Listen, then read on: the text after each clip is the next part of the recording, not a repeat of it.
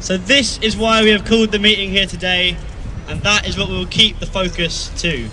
So we're going to start off just with informational clarifications and extra information that we have found out since. So we're going to start off with somebody from the legal working group.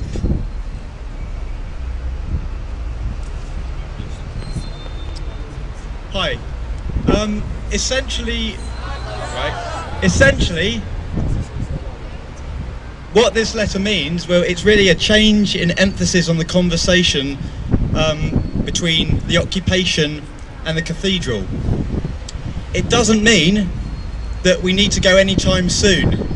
In fact, if the cathedral do decide that they wish to remove us from the land, this process won't be able to begin until a court order is produced, which will be on Monday at the earliest. So it's worth bearing in mind throughout this discussion that there's no requirement to go anywhere quick. Statement on the London OccupyLondon.org.uk. We are disappointed to learn that the management of St Paul's have decided to close the cathedral this afternoon. In their open letter regarding our peaceful occupation that aims to highlight and challenge the social economic justice in the UK and beyond. Since the beginning of the occupation 6 days ago, OccupyLSX have tried hard to accommodate the cathedral's concerns in any way we can. Over the past 48 hours, we have completely reorganised the camp in response to feedback from the fire brigade, and we have also accepted presence of 2 large barriers to preserve access to the side door of the cathedral. Both of these measures were accepted by the General Assembly in order that the cathedral's normal operation should not be unduly impacted by our presence. This afternoon we've been told in a telephone call by the fire brigade that they have not issued any new requirements above and beyond those already communicated directly to the camp. Therefore, there are no outstanding fire safety issues.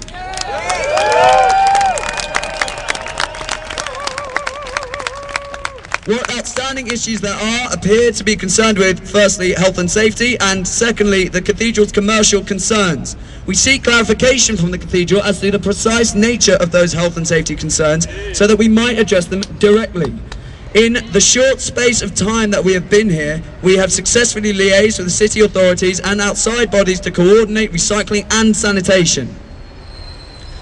As to the cathedral's commercial concerns, access to the restaurant has never been blocked by the encampment. The closure of the restaurant by the cathedral has mystified us, especially as it came at the same time we encourage our people to use and support the restaurant.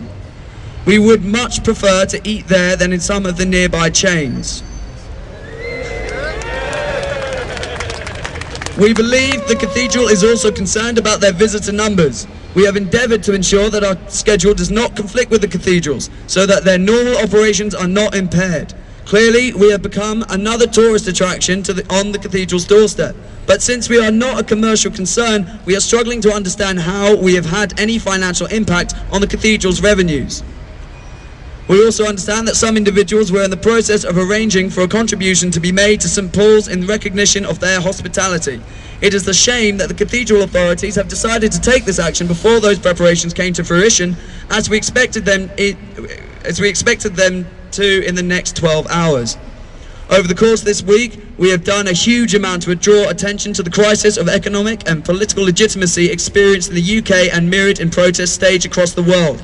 That awareness-raising exercise and our attempts to provide a truly participatory and accountable forum in which to investigate ways forward will continue.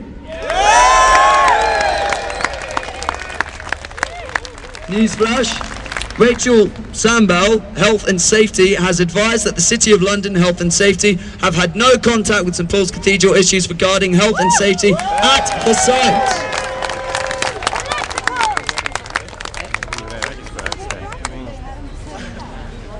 Another ploy. Great, so that's kind of the context, that's where we're at. So I'm going to ask you all to do now is just split into groups of around about 10 people that you're sitting around and just discuss what's on your mind, what you're thinking we should do about this and what's going on, and air all your thoughts, and then we get feedback from these groups rather than a long process of waiting for everybody who wants to speak to come up at the front. So just self-organise into groups of around about 10 and get discussing what's on your minds. Thank you.